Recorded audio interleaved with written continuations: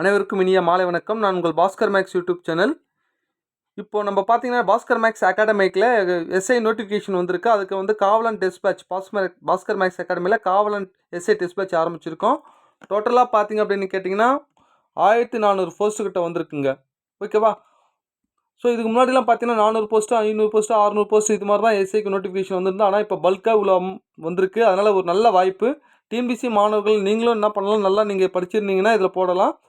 அடிஷ்னலாக ஒரே topic data ஹேண்ட்லிங்கிற ஒரு டாபிக் மட்டும் படித்தா போதும். ஜிகே மேக்ஸு ரீசனிங் எல்லாம் இதே தான் வரும். ஓகேவா? அடிஷ்னலாக இதை மட்டும் படித்தா போதும். ஸோ இதுக்கு நம்ம டெஸ்ட் பேட்ச் டோட்டலாக பார்த்தீங்க அப்படின்னு கேட்டிங்கன்னா 60 டெஸ்ட்டு கொடுக்குறோம்.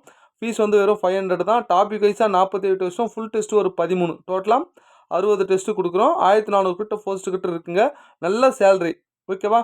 ஸோ நல்லா படிச்சிங்க அப்படின்னா ஏற்கனவே படிச்சுங்கிற மாணவர்கள் ஃபிசிக்கல் மட்டும் உங்களுக்கு கரெக்டாக இருந்தது அப்படின்னா ஆட்டோமேட்டிக்காக நீங்கள் இந்த டெஸ்ட் பேட்சில் ஜாயின் படிச்சிங்கன்னா ஈஸியாக ஒரு வேலை வாங்கிட்டு வந்துடலாம்.